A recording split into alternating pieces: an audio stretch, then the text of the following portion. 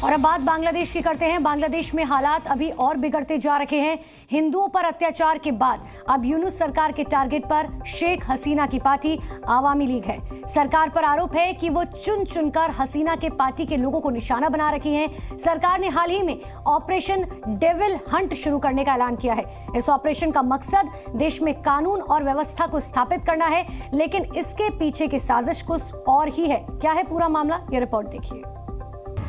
पहले बांग्लादेश में हिंदुओं के खिलाफ अत्याचार और अब कट्टरपंथियों का पूर्व प्रधानमंत्री शेख हसीना की पार्टी और नेताओं को टारगेट करना, ये बांग्लादेश की भयावह स्थिति बता रही है।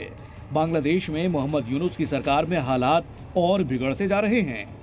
लगता है मानो बांग्लादेश को बर्बाद करने में यूनुस सरकार कोई कसर नहीं छोड़ना चाहते। अंतरिम सरकार के फैसलों से ऐसा लगता है कि पूर्व प्रधानमंत्री शेख हसीना का नामो निशान मिटा दिया जाएगा और इसके लिए सरकार कुछ भी करने के लिए आमादा है। बांग्लादेश में अब ऑपरेशन डेविल हंट अभियान शुरू किया गया है, जिसका मकसद तो शांति कायम करना है, लेकिन माना जा रहा है कि शेख हसीना के समर्थकों पर कहर बरसाने के लिए ये शुरुआत है।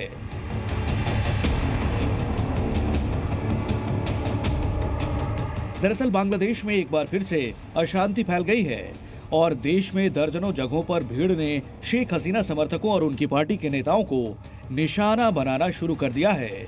गुरुवार को कम से कम 24 जिलों में शेख हसीना की पार्टी के बड़े नेताओं के घर जला दिए गए। कई जगहों पर भीड़ की स्थानीय लोगों के साथ झड़पें भी हुई, जिसके बाद शनिवार को ऑपरेशन डेविल हंट अभियान शुरू किया गया।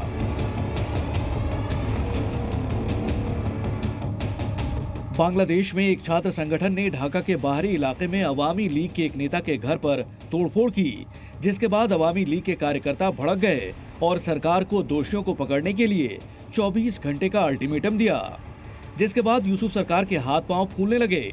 आलम ये रहा कि अंतरिम सरकार के प्रमुख सलाहकार प्रोफेसर मोहम्मद यूनुस ने ऑपरेशन डेविल हंट का आदेश दे दिया और सेना को बुलाया गया। बांग्लादेश के गृह मंत्रालय ने एक बयान में कहा कि गाजीपुर में छात्रों पर हुए आतंकवादी हमलों के संबंध में बैठक हुई। कानून और व्यवस्था की स्थिति बनाए रखने और आतंकवादियों को कानून के दायरे में लाने के लिए ऑपरेशन डेविल हंट चलाने का फैसला लिया गया है। इस ऑपरेशन का मकसद देश में हो रही हिंसक झड़प और ऐतिहासिक घरों को तोड़फोड़ करने, आंदोलन करने जैसी चीजों को रोकना है। साथ ही इन चीजों के पीछे के आरोपियों पर सख्त एक्शन लेना है।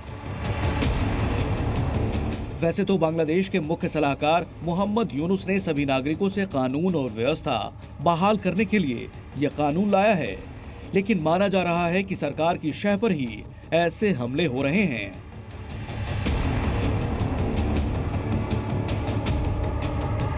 सरकार की कोशिश शेख हसीना के समर्थकों को हमेशा के लिए खत्म करना है।